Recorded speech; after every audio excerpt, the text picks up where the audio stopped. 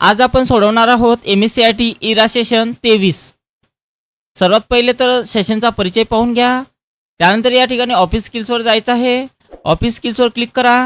Office स्किल्सवर click केल्यानंतर या ठिकाणी आपल्याला पहिलं नॉलेज चेक दिलेलं आहे, तर पहिल्या नॉलेज चेकवर क्लिक करा आणि याच्यातून आपल्याला स्टार्ट करायचं आहे। तर पाहू शकता पहिल्या नॉलेज चेकमध्ये आपल्याला 2 प्रश्न दिलेले आहेत। तर पहिला प्रश्न, मायक्रोसॉफ्ट ऑफिसचे ऑफलाईन व्हर्जन वापरत असताना तुम्ही फाईल गमावू नये म्हणून ती डॅश डॅश होईल याची काळजी घ्याल म्हणत आहे। तर याचं उत्तर सेव्ह आहे। सेव्हवर क्लिक करा आणि त्यानंतर आपलं उत्तर सेव्ह अँड नेक्स्ट करायचं आहे। मेनू बारवरील कुठल्या टॅबखाली तुम्हाला एक्सपोर्ट ऑप्शन आढळेल म्हणत आहे। तर एक्सपोर्टचा ऑप्शन्स कोणत्या ठिकाणी आपल्याला शो होणार आहे, तर फाईल टॅबमध्ये आहे आणि मग आपलं उत्तर सेव्ह अँड नेक्स्ट करा। तर पाहू शकता आपला स्कोर या ठिकाणी पूर्णपैकी पूर्ण इथं आलेला आहे। तर पहिलं नॉलेज चेक झालं, त्यानंतर आपल्याला टाईप प्रूव्ह या ठिकाणी आपल्याला दुसरं नॉलेज चेक इथं दिलेलं आहे। टाईप प्रूव्हवर क्लिक करा आणि इथे नॉलेज चेक दिलेलं आहे 2 नंबरचं, तर त्याच्यावर क्लिक करा आणि याच्यातून स्टार्ट करायचं आहे। यामध्ये बघा 2 नंबरच्या नॉलेज चेकमध्ये एकच प्रश्न आहे, तर तो प्रश्न बघा, टाईप FUचे प्रमुख फीचर कोणते आहे म्हणत आहे। तर याचं उत्तर फिंगर मूवमेंट ट्रॅक करणे हे त्याचं उत्तर आहे। त्यानंतर सेव्ह अँड नेक्स्टवर क्लिक करा, येस बटनावर क्लिक करायचं आहे। तर अशा प्रकारे आपलं दुसरं सुद्धा नॉलेज चेक सोडवणं झालेलं आहे। आता त्यानंतर तिसरं नॉलेज चेक आपल्याला डिजिटल वेलबिंग गुगल या ऑप्शन्सवर क्लिक करायचं आहे। या ठिकाणी आपल्याला तिसरं नॉलेज चेक दिलेलं आहे, तर याच्यातून स्टार्ट करा। यामध्ये बघा 2 प्रश्न आहे। तर पहिला प्रश्न, गुगलच्या डिजिटल वेलबिंग टूलचा आपल्या आयुष्यात कशाप्रकारे फायदा होऊ शकतो म्हणत आहे। तर कशाप्रकारे फायदा होऊ शकतो, तर स्क्रीन टाईम कमी करण्यासाठी आणि फोकस सुधारण्यासाठी वापरू शकतो। तर हे त्याचं उत्तर आहे आणि त्यानंतर सेव्ह अँड नेक्स्ट करा। डिजिटल वेलबिंगमध्ये ॲपवर घालवलेला वेळ ट्रॅक करण्यासाठी कोणते फीचर वापरले जाते म्हणत आहे। तर याचं उत्तर ॲप टायमर्स आहे। त्यानंतर सेव्ह अँड नेक्स्ट करा, येस बटनावर क्लिक करायचं आहे। अशा प्रकारे आपलं तिसरं सुद्धा नॉलेज चेक सोडवणं झालेलं आहे।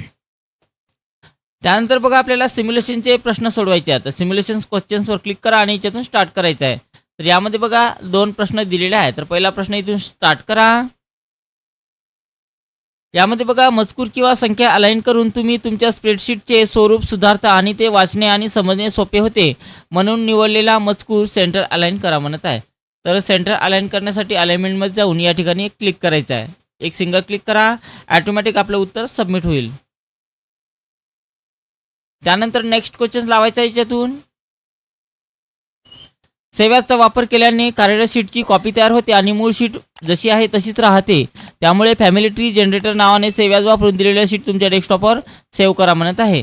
फाईल टॅबवर जावं लागेल, सेव्हवर जा, त्यानंतर इथे डेस्कटॉप निवडा, त्यानंतर इथे नाव द्यायचं आहे आणि त्यानंतर सेव्ह बटनावर क्लिक करायचं आहे। तर अशा प्रकारे ते सर्व करायचं आहे।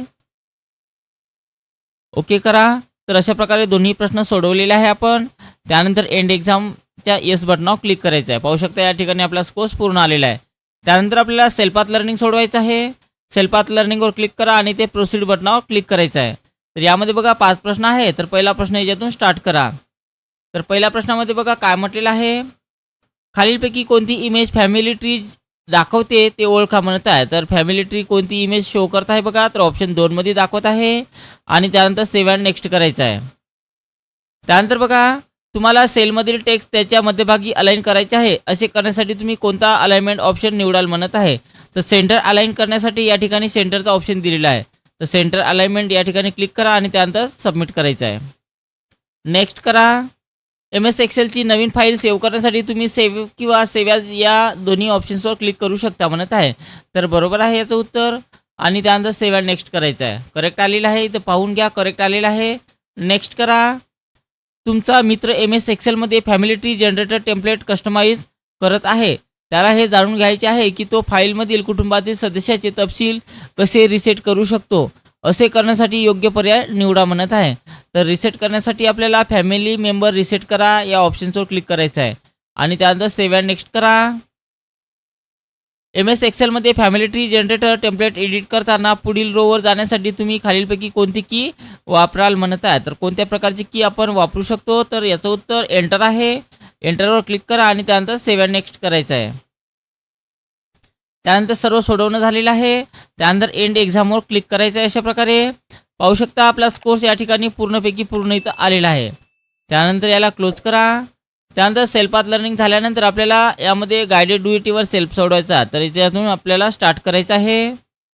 तर गायडेड डू इट वर सेल्फमध्ये बघा 5 प्रश्न आहे. तर पहिला प्रश्न याच्यातून चालू करा.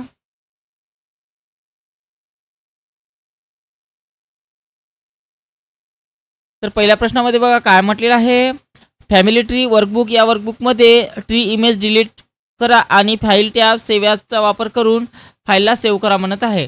तर ट्री इमेजला डिलीट करायचं आहे, तर ट्रीच्या इमेजला सिलेक्शन करा. कीबोर्डवर डिलीटचं बटन आहे त्याला प्रेस करायचं आहे. त्यानंतर बाहेर क्लिक करा.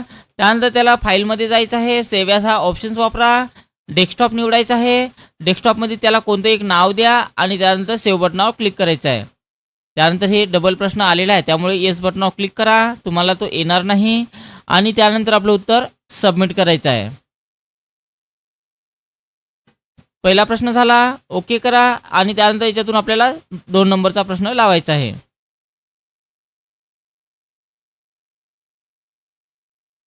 फॅमिली ट्री शीटमध्ये सुतापा टेक्स्ट सिलेक्ट करा आणि home tab font group font कलरचा वापर करून त्याचा text colour standard red colour करा म्हणत आहे.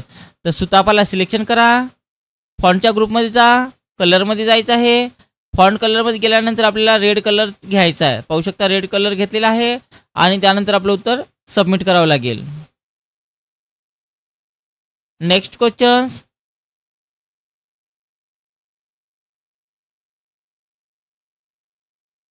त्यानंतर बघा फाईल टॅब सेव्ह ॲजचा वापर करून फॅमिली ट्री वर्कबुक तुमच्या डेस्कटॉपवर फॅमिली ट्री जनरेटर नावाने सेव्ह करा म्हणत आहे. तर याला आपल्याला डेस्कटॉपवर सेव्ह करण्यासाठी फाईल टॅबवर जा. त्यानंतर सेव्ह ॲजवर क्लिक करा. सेव्ह ॲजवर क्लिक केलं त्यानंतर आपल्याला डेस्कटॉप निवडायचं आहे. डेस्कटॉप घेतलं त्यामध्ये आपल्याला कोणत्या नावानं सेव्ह करायचं आहे, फॅमिली ट्री जनरेटर. तर हे नाव मी कॉपी करतो आणि ते नाव आपल्याला या फाईल नेममध्ये द्यायचं आहे. अशा प्रकारे टाईपसुद्धा करू शकता किंवा कॉपी पेस्ट केलं तरी चालेल. त्यानंतर सेव्ह बटनावर क्लिक करा. ऑलरेडी एक फाईल होती या नावाची, त्यामुळे इथे एक्झिस्ट आलेला आहे. तर त्याला त्यावेळेस येस बटनावर क्लिक करा. तुम्हाला तो येणार नाही, आला तर येस करायचं आहे आणि मग आपलं उत्तर सबमिट करावं लागेल. ओके करा. त्यानंतर नेक्स्ट क्वेश्चन्स लावायचा आहे याच्यातून.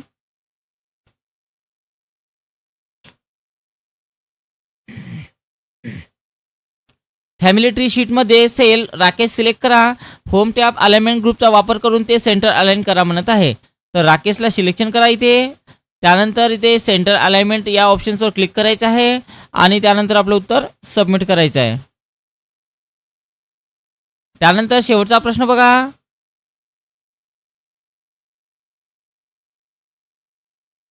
शेवटच्या प्रश्नामध्ये बघा काय म्हटलेलं आहे, फॅमिली मेंबर शीटमध्ये सेल B2 सिलेक्ट करा आणि family tree generator text enter करा आणि होम टॅब फॉन्ट ग्रुपचा वापर करून बोल्ड आणि इटालिक इफेक्ट अप्लाय करा म्हणत आहे. तर सेल B2 मध्ये सांगितलेलं आहे. तर फॅमिली मेंबर या शीटवरच आहो आपण. सेल B2 मध्ये जा आणि त्यामध्ये बघा आपल्याला फॅमिली ट्री जनरेटर नाव टाईप करून घ्यायचं आहे. तर अशा प्रकारे याच्यातून आपण कॉपी पेस्ट केलं तरी चालेल किंवा डायरेक्ट याच्यातनी B2 मध्ये क्लिक करा आणि याच्यामध्ये आपल्याला ते नाव टाईप करायचं आहे फॅमिली. त्यानंतर ट्रीचा T कॅपिटल आहे आणि जनरेशनचा G कॅपिटल आहे. जनरेटर नाव टाईप करा. व्यवस्थित स्पेलिंग टाईप करायचं आहे. त्यानंतर बाहेर क्लिक करा आणि त्यानंतर काय म्हणत आहे, त्याला काय काय करायचं सांगितलेलं आहे, बोल्ड आणि इटॅलिक. तर या ठिकाणी बोल्ड ऑप्शन दिलेला आहे तर बोल्ड करा आणि त्यानंतर इथे इटॅलिकचा ऑप्शन दिलेला आहे तर त्याला इटॅलिक करा. एवढं करायचं आहे आणि त्यानंतर आपलं उत्तर सबमिट करायचं आहे. बाहेर क्लिक करा आणि मग आपलं उत्तर सबमिट करा. तर अशा प्रकारे संपूर्ण गायडेड डू इट सेलचे प्रश्न सोडवणं झालेले आहे आणि त्यानंतर एंड एक्झामवर क्लिक करा. त्यानंतर येस करायचं आहे. पाहू शकता आपला स्कोर या ठिकाणी पूर्णपैकी पूर्ण इथं आलेला आहे. त्यानंतर शेवटचा आपल्याला सेशन कंप्लीशन टेस्ट सोडवायचा आहे तर त्याच्यावर क्लिक करा आणि याच्यातून आपल्याला स्टार्ट करायचं आहे. तर यामध्ये बघा 10 प्रश्न दिलेले आहे. तर पहिला प्रश्न, PC असेंबल करताना तुम्ही रॅम चुकीच्या स्लॉटमध्ये जोडली तर काय होऊ शकते म्हणत आहे. तर यावेळेस आपण संगणक सुरू होणार नाही हे त्याचं उत्तर असणार आहे. तुम्हाला तुमच्या प्रोजेक्ट फाईल कायमस्वरूपी साठवायच्या आहेत, कोणता घटक वापराल म्हणत आहे. तर कायमस्वरूपी साठवण्यासाठी आपल्याला हार्ड डिस्कची आवश्यकता लागेल. तर हार्ड डिस्क त्याचं उत्तर असणार आहे. गेम खेळताना तुमचा गेमिंग PC पटकन गरम होतो, कोणता भाग प्रथम तपासायला हवा म्हणत आहे. तर त्यावेळेस आपल्याला कूलिंग फॅन तपासायला हवा. त्यानंतर सेव्ह नेक्स्ट करा. जर संगणकाचा मदरबोर्ड खराब असेल तर कोणती समस्या सर्वात जास्त होण्याची शक्यता आहे म्हणत आहे? तर संगणक अजिबात चालणार नाही, हे त्याचं उत्तर आहे. टेक्निशियन संगणकात अतिरिक्त रॅम का वाढवेल म्हणत आहे? कारण एकाच वेळी अधिक प्रोग्राम चालवण्यासाठी रॅम वाढू शकते. त्यानंतर सेव्ह नेक्स्ट करा. सिस्टीम तपासणी दरम्यान तुम्हाला लक्षात येते की संगणक बंद केल्यावर डेटा गायब होतो. ही कोणती मेमरी आहे म्हणत आहे? तर ही कोणत्या प्रकारची मेमरी आहे? तर ही रॅम प्रकारची मेमरी आहे, रॅम. त्यानंतर सेव्ह नेक्स्ट करा. संगणक प्रयोगशाळेत शिक्षक विद्यार्थ्यांना बायोस साठवणारा भाग शोधायला सांगतात. तो कोणता भाग आहे म्हणत आहे? तर तो कोणता भाग आहे बघा? तर तो आहे रॉम आहे. त्यानंतर सेव्ह नेक्स्ट करा. तुमच्या वर्गात एक जुना डेस्कटॉप दुरुस्त केला जात आहे आणि कुणीतरी SMP मधून पॉवर केबल काढली तर काय होईल म्हणत आहे? तर काय होणार आहे बघा? तर याचं उत्तर कोणत्याही घटकाला वीज मिळणार नाही, हे त्याचं उत्तर आहे. त्यानंतर सेव्ह नेक्स्ट करा. तुमच्या संगणकावर सुरू करताना नो बूट डिव्हाइस फाउंड असा संदेश दिसतो. कोणता भाग खराब असण्याची शक्यता आहे म्हणत आहे? तर याचं उत्तर हार्ड डिस्क आहे. त्यानंतर सेव्ह नेक्स्टवर क्लिक करा. आणि शेवटचा प्रश्न बघा, मदरबोर्डवर एक्सपेन्शन स्लॉट्स का असतात म्हणत आहे? कारण साऊंड किंवा ग्राफिक कार्ड सारखे अतिरिक्त घटक जोडण्यासाठी. तर हे त्याचं उत्तर आहे. त्यानंतर सेव्ह नेक्स्टवर क्लिक करा. त्यानंतर येस बटनावर क्लिक करायचं आहे.